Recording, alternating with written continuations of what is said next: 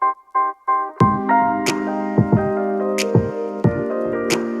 everybody, welcome back for another video. We're going to talk about the loop and how to make sure we're looping the arm, hand, club unit back properly in the downswing to give yourself the best chance of success in the downswing, okay? So if you guys have been with the channel, you guys can hear me refer to the loop a lot. If you're new to the channel, there's going to be a lot of videos before this where we talk about the loop, and briefly, the loop is just looping your arm, hands, club unit as a whole behind you in the downswing in transition to help you shallow the club, to help you keep the arms pinned to your chest, to help you get more body and leg driven in the downswing, okay? But in this video, we're going to talk about how to make sure we're looping it properly, okay? So you guys know that when we get to the top of the backswing, refer to this arm, hand, club unit as one unit, okay? Generally, you're wide, your elbows are together, lead wrist flat, trail wrist bent. We can see the club pointing somewhat behind you, and as one unit, we want to loop this unit back behind us so that we get the shallowness,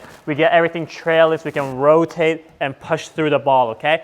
That we know, we've talked about that. But how do we make sure we can loop it properly, okay? So one common thing, one common mistake I see a lot of people do for the first time when they try to implement this loop is they lose the width.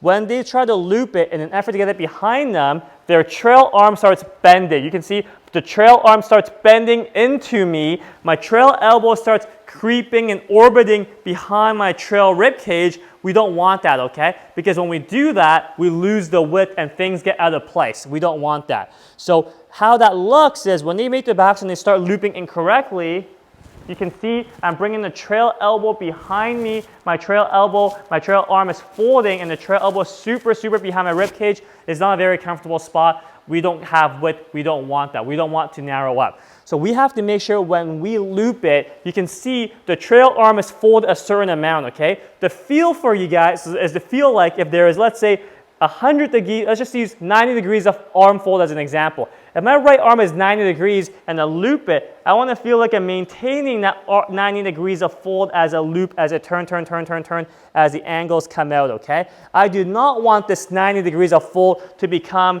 80 degrees, 70 degrees, 60 degrees, 50 degrees as it narrows up behind my trail rib cage. That we don't want. So in the motion, if I do this very slowly, we want to maintain the width. We want to maintain things being far from us as we loop it behind and turn through the ball. That's what we want to try to do, okay? We want to make sure we loop this properly by making sure that the trail elbow does not creep behind the trail rib cage, does not orbit behind the trail rib cage, and we don't want this trail arm to fold up. We want to maintain the width that we've created in the backswing, and as we loop it, we maintain that width as we turn into the ball. That's what we want to try to do, okay? So be careful when you're implementing this loop for the first time. We really want to make sure we maintain the width of the trail arm. We don't let the trail arm fold more in transition. We don't let this trail arm creep and orbit behind my trail rib cage. You can see if my trail elbow is in line with my side of my rib cage, I don't want this to creep behind and orbit behind the rib cage in transition, okay? So hope that makes sense. I'll do one more. I'll do a couple more for you guys. So the first one I'm going to do is the incorrect way. We do not want to do it like this, where the trail arm folds up and it creeps behind my trail rib cage as I loop it. You can see it's not very synced up. And then when I do it correctly, I maintain the width as I loop. I don't let the trail arm fold up. I don't let the trail elbow creep behind the rib cage.